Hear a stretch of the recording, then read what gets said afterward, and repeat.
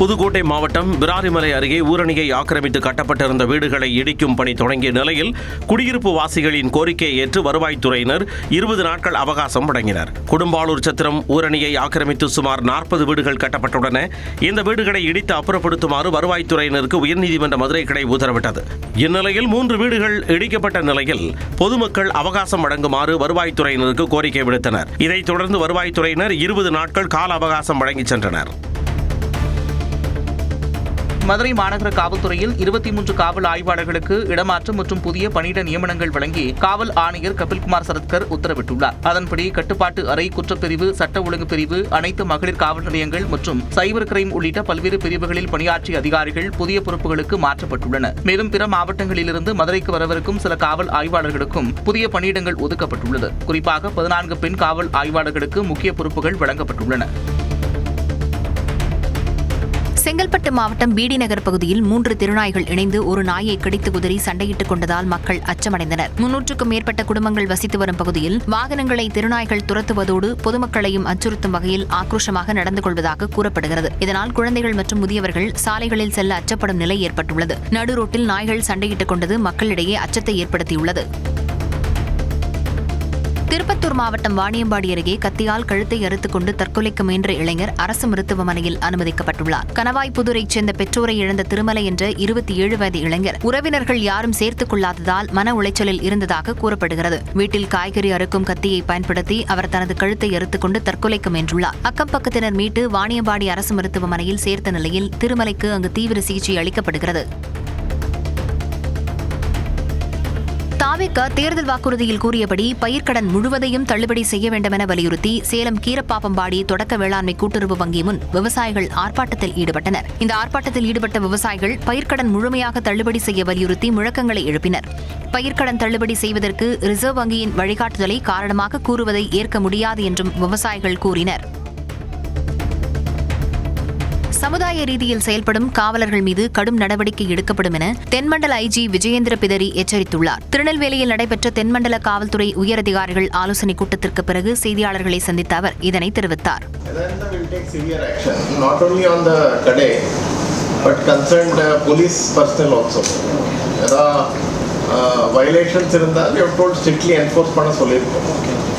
So ஏதாவது தவறு இருந்தால் அந்த சம்பந்தப்பட்ட காவல் அதிகாரிகள் மேலே நடவடிக்கை. தூத்துக்குடி மாவட்டம் கோவில்பட்டி அரசு மகளிர் விடுதியில் 12ஆம் வகுப்பு மாணவி ஒருவரை சேர்க்க விடுதி காப்பாளர் மறுத்ததால் அவரது தாய் கனி விடுதி முன்பு தர்ணா போராட்டத்தில் ஈடுபட்டார். கடந்த ஆண்டு விடுதி குறைபாடுகள் குறித்து மாவட்ட ஆட்சியரிடம் புகார் அளித்ததால் தங்களை பழிவாங்கவே காப்பாளர் இவ்வாறு செய்வதாகவும் மகளின் நடத்தை குறித்து அவதூறாக பேசுவதாகவும் தாய் கண்ணீருடன் குற்றம் சாட்டியுள்ளார். ஆனால் விடுதியில் இட நெருக்கடி இருப்பதால் ஆன்லைன் முறைப்படியே சேர்க்க முடியும் என்று காப்பாளர் சிவனம்மாள் தெரிவித்துள்ளார். செங்கல்பட்டு மாவட்டம் நேக்குப்பி கிராமத்தில் தணிகை அம்மன் கோயில் சாலை பழுதடைந்துள்ளதால் பொதுமக்கள் கடும் அவதிக்குள்ளாகியுள்ளனர். இந்த 1 கிலோமீட்டர் நீள சாலையை புதுப்பிக்க 3 மாதங்களுக்கு முன்பு 1 கோடி ரூபாய் மதிப்பில் ஒப்பந்தம் போடப்பட்டு பணிகள் தொடங்கின. ஆனால் ஜேசிபி இயந்திரம் மூலம் சாலையை சுரண்டி ஜல்லிக்கற்களை கொட்டியதோடு பணிகள் பாதியிலேயே நிறுத்தப்பட்டதாக கூறப்படுகிறது. இதனால் பள்ளிச் சிறுவர்கள், விவசாயிகள் மற்றும் அத்தியாவசிய தேவைகளுக்கு செல்வோர் 4 கிலோமீட்டர் தூரம் சுற்றி செல்வதாக புகார் கூறியுள்ளனர். சென்னை திருமுடிவாக்கத்தில் உள்ள பழைய பொருட்கள் சேமிப்பு கிடங்கில் பயங்கர தீ விபத்து ஏற்பட்டது. சென்னை திருமுடிவாக்கத்தில் உள்ள பழைய பொருட்கள் சேமிப்பு கிடங்கில் ஏற்பட்ட தீ விபத்தால் கரும்புகை வெடியானது. கடப்பேரியைச் சேர்ந்த ராஜா என்பவருக்கு சொந்தமான பழைய பொருட்கள் சேமிப்பு கிடங்கில் 10க்கும் மேற்பட்ட வடமாநில தொழிலாளர்கள் பணியாற்றி வந்தனர். புதன்கிழமை பிற்பகல் அனைவரும் வழக்கமான பணியில் ஈடுபட்டுக் கொண்டிருந்த பொழுது திடீரென தீ விபத்து ஏற்பட்டது. தகவல் அறிந்து வந்த தீயணைப்பு வீரர்கள் கொழுந்துவிட்டு எரிந்த தீயை அணைத்தனர்.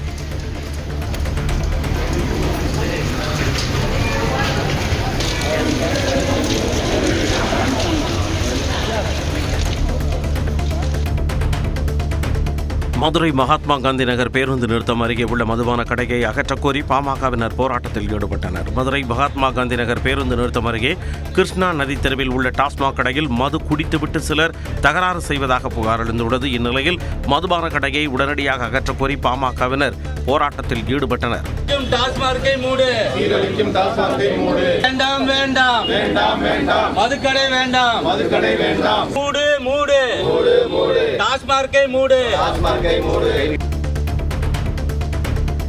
தஞ்சாவூர் மாவட்டம் கும்பகோணம் அருகே அசூர் பகுதியில் புதிய அரசு மதுபான கடை அமைக்க முயற்சிப்பதாக கூறப்படுவதற்கு பொதுமக்கள் எதிர்ப்பு தெரிவித்துள்ளனர்.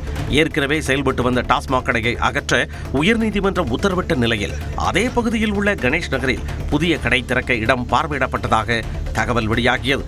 இதையடுத்து கணேஷ் நகர் மற்றும் அசூர் ஊராட்சி மக்கள் கோட்டாட்சியர் மற்றும் வட்டாட்சியரிடம் மனு அளித்து குடியிருப்புகள் மற்றும் விவசாய நிலங்கள் உள்ள பகுதிகளில் மதுபானம் கடை அமைக்கக்கூடாது என வலியுறுத்தினர்.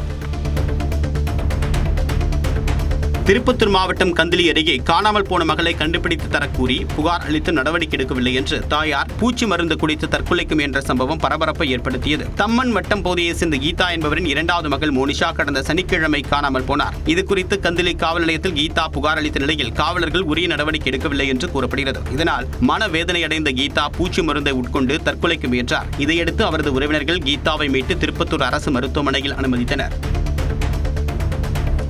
திருவண்ணாமலை மாவட்டம் வேட்டவரம் பாரதி நகரில் உள்ள மாரியம்மன் கோவில் திருவிழாவின் பொழுது திடீரென ஏற்பட்ட தீ விபத்தால் பரபரப்பு ஏற்பட்டது. கோவில் வளாகத்தில் அமைக்கப்பட்டிருந்த கீற்று கொட்டகை, துணிப்பந்தல்கள், சீரியல் விளக்குகள் உள்ளிட்டவை தீயில் கருகின. அருகே நிறுத்தப்பட்டிருந்த 10க்கும் மேற்பட்ட இருசக்கர வாகனங்கள் முற்றிலும் எரிந்து சேதமடைந்தன. மின் கசிவு அல்லது வேறு காரணமா என்பது குறித்து காவல்துறை விசாரணை நடைபெறுகிறது.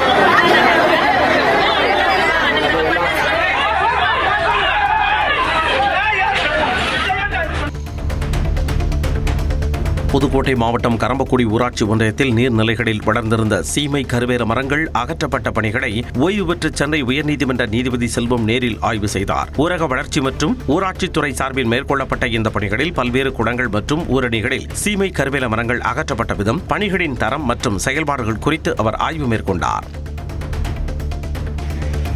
பெண்கள் மற்றும் குழந்தைகளின் பாதுகாப்பை வலுப்படுத்தும் நோக்கில் விருதுநகர் மாவட்டத்தில் சிங்கப்பெண் சிறப்பு அதிரடிப்படை ரோந்து பணியை மாவட்ட ஆட்சியர் சுகபுத்ரா மற்றும் மாவட்ட காவல் கண்காணிப்பாளர் ஸ்ரீநாதா கொடியசைத்து தொடங்கி வைத்தனர்.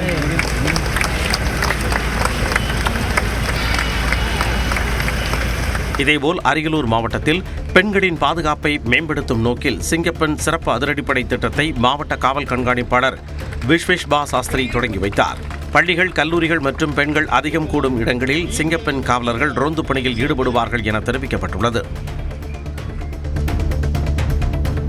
சேலம் மாவட்டம் எடப்பாடி அங்காளம்மன் கோவில் தெருவில் உள்ள பச்சையம்மன் கோவில் மகா குடமுழுக்கு விழாவை முன்னிட்டு தீர்த்தக்குட ஊர்வலம் நடைபெற்றது. காவிரி ஆற்றில் புனித நீராடி தீர்த்தம் எடுத்து வந்த பக்தர்கள் மேட்டுத் தெருவில் இருந்து ஊர்வலமாக கோவிலை வந்தடைந்தனர். ஊர்வலத்தில் சிறுவர், சிறுமிகள் சிலம்பாட்டம் மற்றும் பொய்க்கால் குதிரை ஆட்டமாடி விழாவை சிறப்பித்தனர்.